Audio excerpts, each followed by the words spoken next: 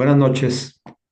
El día de hoy vamos a tener nuestra sesión síncrona con el tema el costo de capital. Primeramente, pues hablando acerca de el costo de capital. En el capítulo 1 vimos que la meta de una empresa es maximizar la riqueza de los accionistas y que los gerentes financieros logran esta meta invirtiendo en proyectos riesgosos que esperan agreguen valor a la empresa. ¿Sí? La inversión en proyectos. Y esos proyectos generalmente atraen riesgo.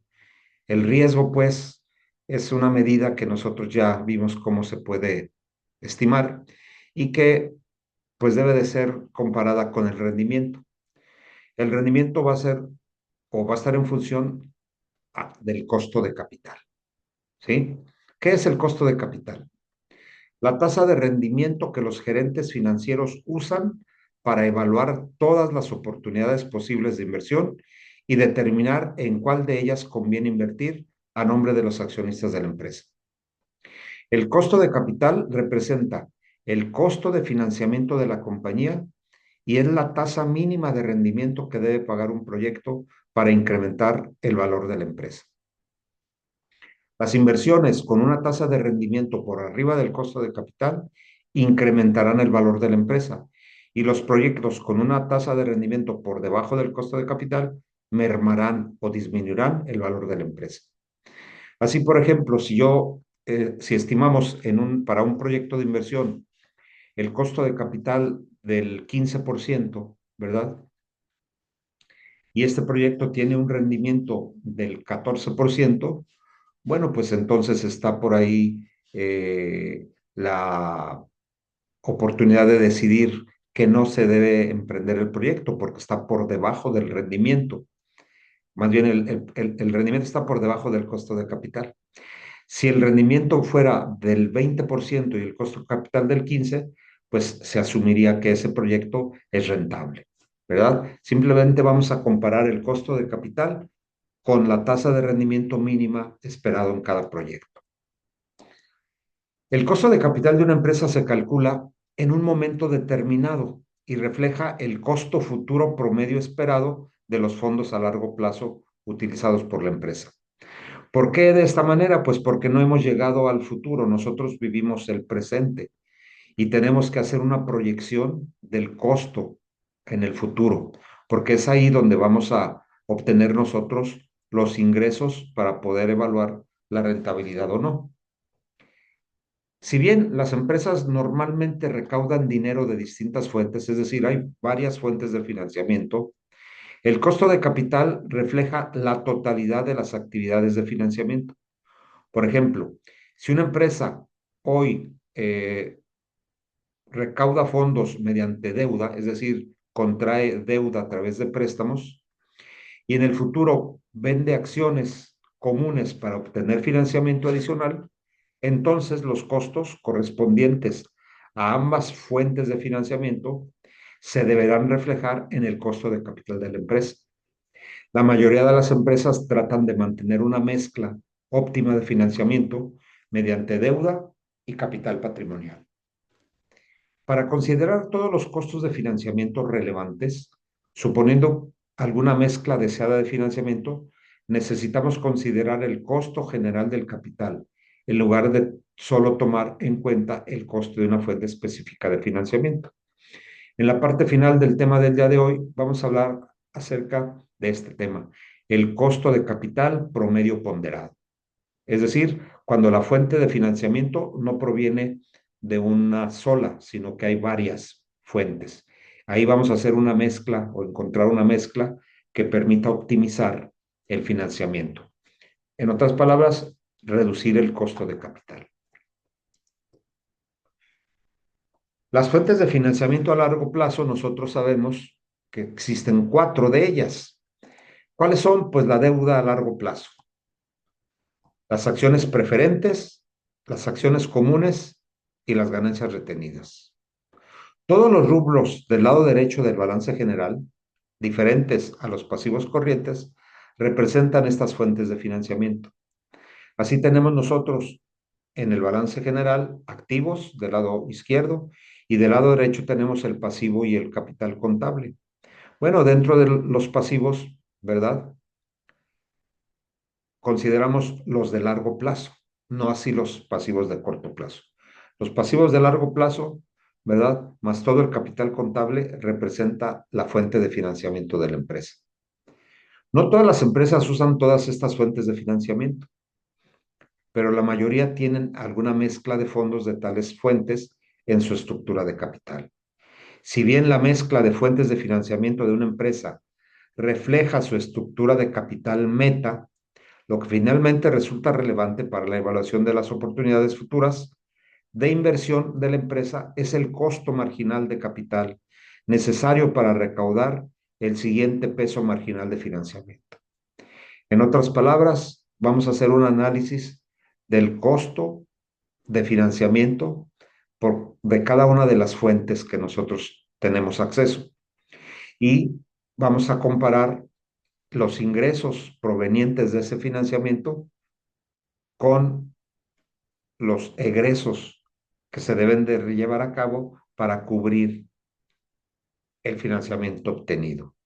De ahí hablamos del costo marginal y el ingreso marginal. Cuando hablamos aquí en la parte de peso marginal, el concepto preciso sería el ingreso marginal. Bien, vamos a comenzar con la deuda a largo plazo. Vamos a hablar de diferentes tipos de financiamiento. El costo de financiamiento asociado Aquí no te con los vuelve a beber. nuevos fondos recaudados con préstamos a largo plazo. Normalmente los No. fondos se recaudan con la venta de bonos corporativos, es decir, se busca financiamiento de deuda a largo plazo. El ejemplo más claro son los bonos que emiten las empresas. Esos bonos pues son autorizados por la Comisión Nacional Bancaria de Valores, deben de tener eh, estados financieros auditados, ser una empresa bien establecida y con una trayectoria que ¿Qué permita pasó, Roy? garantizar el cumplimiento de esa deuda. Los ingresos netos obtenidos de la venta de un bono o de cualquier valor son los fondos que la empresa recibe como producto de la venta. Esos son los ingresos netos, ¿sí? Los costos de flotación, los cuales representan los costos totales de la emisión y venta de valores. Estos reducen los ingresos netos totales. Estos costos se aplican a Roy, todas las ofertas públicas de valores. métela, tonto. Apagan por favor el micrófono. Deuda, acciones preferentes y acciones comunes. Y tienen dos componentes, los costos de colocación y los costos administrativos. Por ahí vienen unas preguntas en el cuestionario de esta semana que pueden ya ir respondiendo conforme vayamos avanzando en el tema. El costo de la deuda antes de impuestos se calcula por cualquiera de tres métodos. El de cotización, que es este que está aquí, el cálculo aproximado, que es el que se hace a través de Excel, y el de la aproximación que tenemos aquí en la parte final de la diapositiva. La cotización, bueno, pues observar el rendimiento al vencimiento de los bonos de una empresa, de bonos similares o con riesgo similar, emitidos por otras compañías. El precio de mercado de los bonos existentes refleja la tasa de rendimiento requerida por el mercado. Simplemente ver la cotización que en el mercado aparece de los bonos y ahí se puede estimar el costo de la deuda. Otra manera es a través del cálculo que se hace con la hoja de Excel y que lo tienen ustedes bien identificado en la página 336. Ahí se muestra bien cómo se le van a dar los datos a Excel y les va a dar un resultado de 9.452. Déjenme ver si puedo mostrarles la hoja de Excel. Creo que no la puedo ver a través de la pantalla, pero no. No, no la veo. Acudan a la página 336 y ahí les va a indicar bien cómo alimentar Excel y les va a dar este resultado, ¿verdad? ¿De qué problema? Bueno, pues del problema que viene en esa página 336. La otra manera de hacer el cálculo, que no es tan exacto, como ustedes ven aquí hay una diferencia de 9.388 y una de 9.452. En Excel pues se toman más decimales y en la aproximación pues se toman menos decimales. En el ejemplo que vamos a ver pues se obtienen de esta fórmula que aparece aquí. Bueno, vamos a ver un poco el problema que aparece en, en el texto.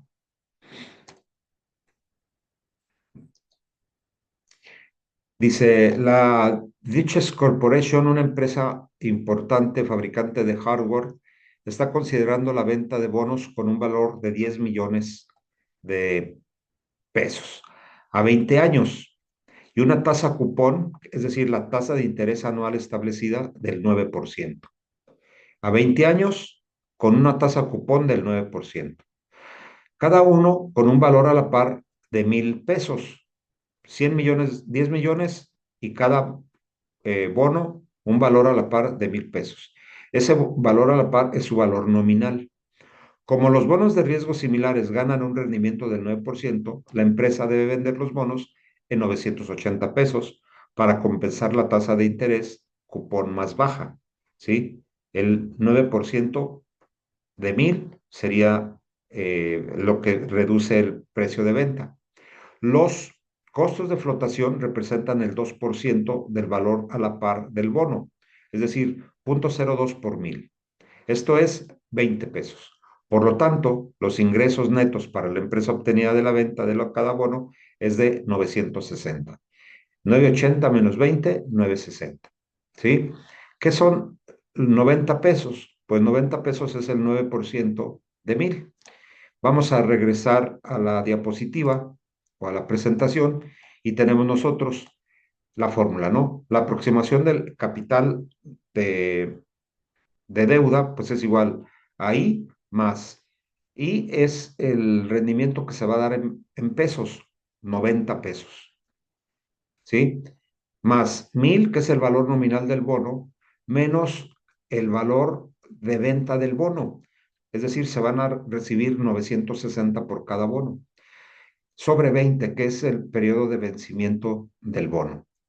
Todo eso se divide entre el promedio de los 960 más los 1,000, que es el valor nominal o valor o cupón del bono, sobre 2. Al hacer el cálculo aritmético de esta función que aparece aquí, el resultado es 9.388. Esta sería una forma de calcularlo y la otra a través de Excel, que lo tienen ustedes en el libro base. El costo de la deuda después de impuestos, pues es simplemente multiplicar el capital, el costo de capital obtenido por 1 menos T, que corresponde a la tasa de impuestos o la tasa gravable, ¿verdad? Para los fondos de financiamiento. El costo de la deuda después de impuestos se obtiene multiplicando el costo de impuestos, perdón, el costo antes de impuestos, que es K sub D, por 1 menos la tasa impositiva, como se muestra en esta ecuación.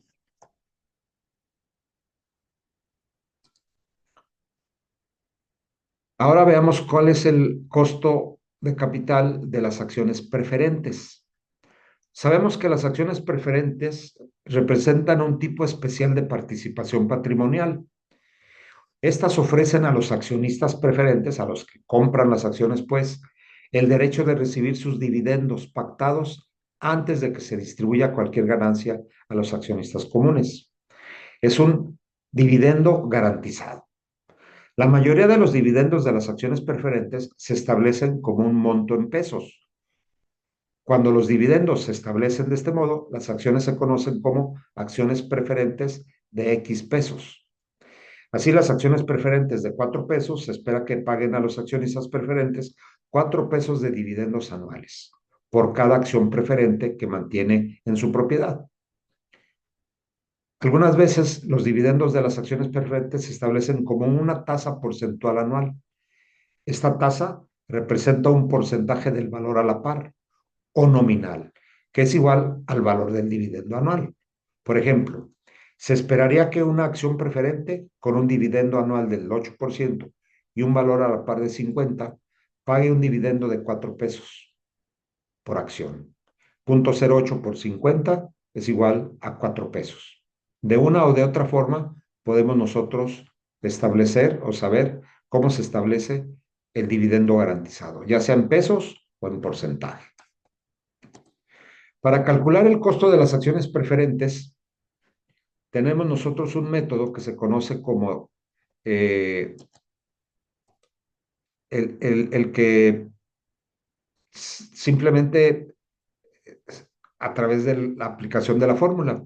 Es la razón entre el dividendo de las acciones preferentes, el 4 que habíamos visto por ahí, y los ingresos netos de la empresa obtenidos por la venta de las acciones preferentes.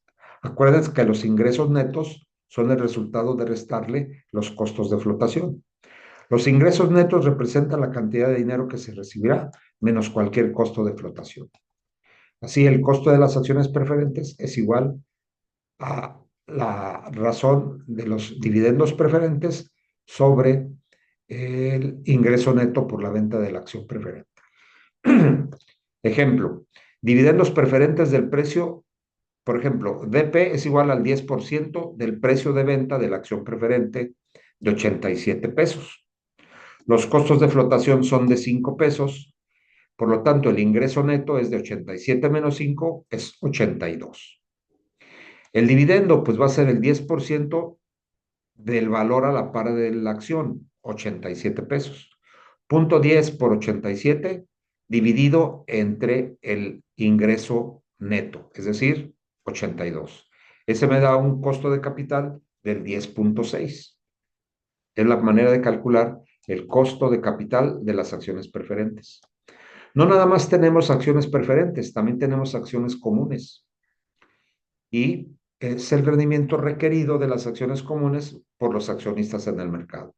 Existen dos formas de financiamiento con acciones comunes: ganancias retenidas y nueva emisión de acciones comunes. Como primer paso en la obtención de estos costos, debemos calcular el costo de capital de las acciones comunes, que es la tasa a la que los inversionistas descuentan los dividendos esperados de las acciones comunes de la empresa para medir el valor de las acciones. Se usan dos técnicas para medir el costo de capital. Una se basa en el modelo de evaluación de crecimiento constante y la otra en el modelo de fijación de precios de activos de capital. En otras palabras, tenemos dos métodos: el modelo de evaluación de crecimiento constante, o llamado también de Gordon, y el modelo de fijación de precios de activos de capital. El primero, ¿cómo se calcula el crecimiento constante de Gordon? Bueno, tenemos nosotros que el valor de acciones comunes, P0, el valor de la acción común, es igual al dividendo esperado por la acción al final del año 1, ¿sí? Sobre la diferencia entre el rendimiento requerido de las acciones comunes y la tasa de crecimiento de los dividendos. Si de esta fórmula yo despejo KS, ¿sí? Pues va a ser que KS, que es el rendimiento requerido de acciones comunes, es igual a D1, es decir, al dividendo esperado por acción al final del año, sobre P0, que es el valor de las acciones comunes, más G, que es la tasa de crecimiento de esos dividendos. Esa G le da el concepto de evaluación de crecimiento constante. Un ejemplo para esto, pues, es el siguiente. El precio de mercado P0 de sus acciones comunes es de 50 pesos por acción. La empresa espera pagar un dividendo de 4 pesos al final del próximo año, 2013. Los dividendos pagados por las acciones en circulación durante los últimos 6 años, de 2007 a 2012, fueron de la siguiente manera. En el 2007 se pagaron 2.97, 2008 3.12 y así sucesivamente hasta el año anterior 3.80. Para el 2013 se espera un dividendo de 4 por encima del 3.80. ¿Cuál es el cálculo del costo de capital de las acciones comunes, el que tenemos aquí? Bueno, pues primero calculamos la tasa de crecimiento.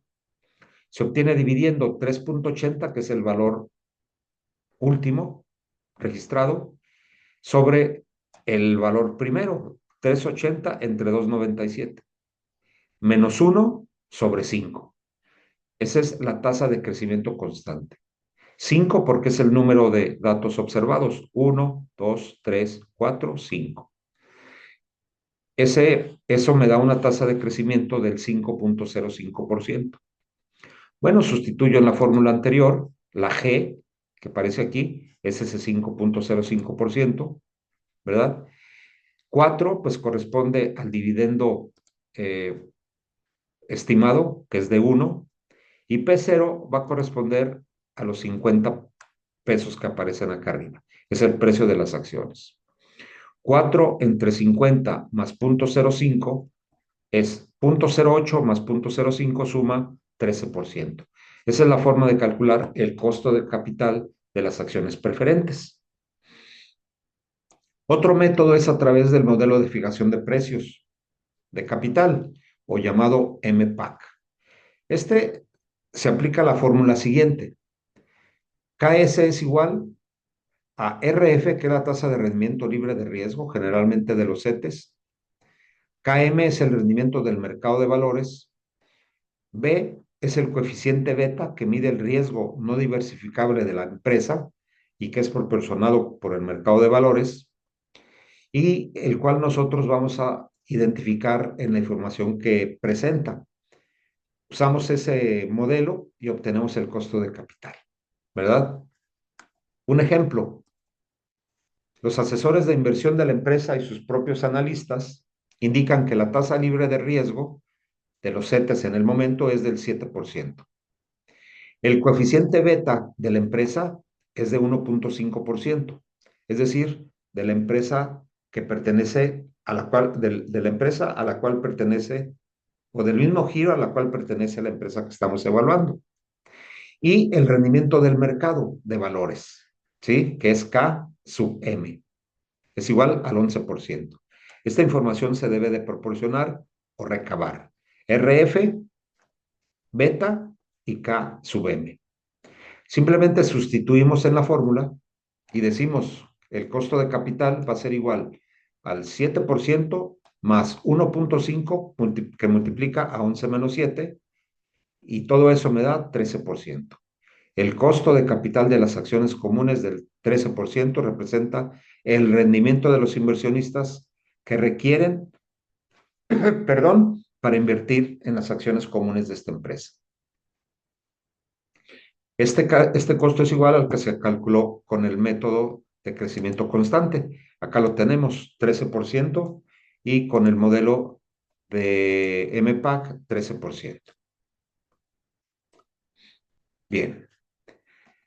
El costo de las ganancias retenidas, bueno, pues este representa, los dividendos se pagan de las ganancias de una empresa. Su pago realizado en efectivo a los accionistas comunes disminuye las ganancias retenidas de la empresa, ¿sí? Acuérdense que las ganancias retenidas es lo que no se paga de dividendos. Si una empresa necesita cierto monto de financiamiento con acciones comunes, la empresa tiene dos opciones en relación con esas ganancias retenidas. Puede emitir acciones comunes adicionales por ese monto y pagar dividendos a los accionistas con las ganancias retenidas. O dos, puede incrementar el capital en acciones comunes reteniendo las ganancias sin pagar dividendos en efectivo por el monto requerido. En un sentido estrictamente contable, la retención de las ganancias aumenta el capital en acciones comunes, de la misma forma que lo hace la venta de las acciones comunes adicionales. De modo que el costo de las ganancias retenidas, K sub R, para la empresa es igual que el costo de la emisión equivalente completamente suscrita de acciones comunes adicionales. Los accionistas consideran aceptable la retención de las ganancias de la empresa solo si esperan ganar por lo menos el rendimiento requerido de los fondos reinvertidos. Es decir, que el costo de las ganancias retenidas debe ser igual al costo de las acciones comunes para que los accionistas acepten esa forma de financiamiento. El costo de nuevas emisiones de acciones comunes. Bueno, pues aquí lo tenemos en una fórmula. K sub n es igual a D1 sobre N sub n más G, que se parece al modelo de Gordon. El costo de una nueva emisión de acciones comunes se determina calculando el costo de las acciones comunes neto de costo de infravaloración y flotación relacionados. Normalmente cuando se emiten acciones nuevas son infravaloradas. ¿Por qué? Porque se venden a un precio menor que su precio actual de mercado. La infravaloración es la diferencia entre el precio de mercado y el precio de la acción, el cual es el precio pagado por los inversionistas del mercado primario. En otras palabras, si una acción emitida tiene un valor en el mercado de 20 pesos, al emitir nuevas acciones, su precio debe de estar por debajo de ese de 20, ¿verdad? Por eso se dice que se venden infravaloradas. De otra manera, pues no tendrían aceptación en el mercado, ¿sí? Y se calcula el costo de estas acciones a través de esta fórmula que aparece aquí. Bien, por último, vamos a tomar el costo de capital promedio ponderado, es decir, cómo medimos el costo si utilizamos diferentes fuentes de financiamiento. Este ejercicio viene también ahí en el cuestionario. Luego me preguntan, ¿cómo lo resuelvo? Bueno, pues es muy sencillo. Ustedes ven la fórmula que tenemos en la parte de abajo y dice que K sub A es el costo promedio ponderado. Es igual a W por K, WI por KI, más WP más KP, más WS por KS, etcétera. Bueno, no es otra cosa más que el resultado de sumar, ¿verdad? El costo de capital de cada uno de los fuentes de financiamiento por la proporción que se tiene de esa fuente de financiamiento en el capital total de la empresa, ¿sí? Ese sumado con el siguiente costo de capital de otra fuente de financiamiento por su proporcionalidad en el capital total de la empresa y así sucesivamente, ¿verdad?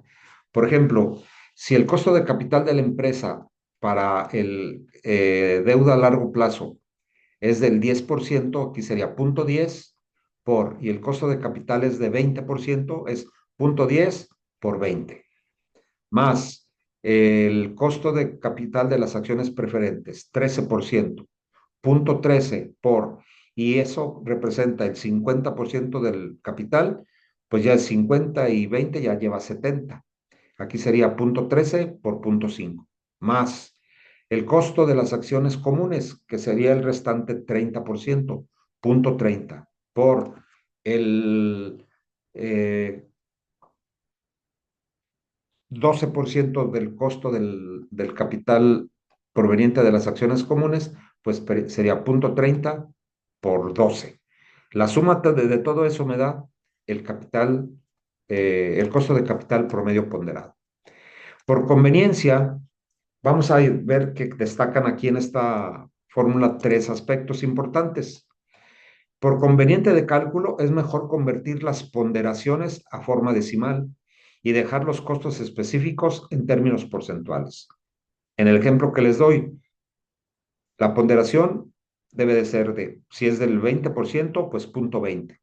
Si es una ponderación del 30%, 0.30. Si es la otra ponderación del 50%, 0.50. 0.20 más 0.30 más 0.50 es igual al 100%. ¿Cuánto del capital total representa cada una de las fuentes de financiamiento? Las ponderaciones deben ser cifras con signo positivo y todas deben de sumar uno, ¿verdad? En pocas palabras, el costo de capital promedio ponderado debe de tomar en cuenta todos los costos de financiamiento de la empresa dentro de la estructura de capital. Número 3, la ponderación de capital de las acciones comunes de la empresa, es decir, W, se multiplica por el costo de las ganancias retenidas o el costo de capital de cada una de las fuentes. Así ya sean utilidades retenidas, nuevas acciones comunes, ganancias retenidas o nuevas acciones, o acciones preferentes o acciones comunes. Bien, en el, en el cuestionario de esta semana aparece un ejercicio al final para que lo puedan resolver utilizando esta fórmula de el costo de capital promedio ponderado. Bien, pues por mi parte es todo. Este es el tema correspondiente a esta semana, que es el costo de capital. Espero haya sido de utilidad para que ustedes puedan eh, disipar algunas de las dudas que surgieron al momento de leer el capítulo y bien también contestar el cuestionario. Muchas gracias. Que pasen muy buenas noches. Gracias, profe. Buenas noches. Buenas Muy bien, noches, gracias. maestro. Buenas noches. Gracias, profe. Gracias, buenas noches. Buenas noches.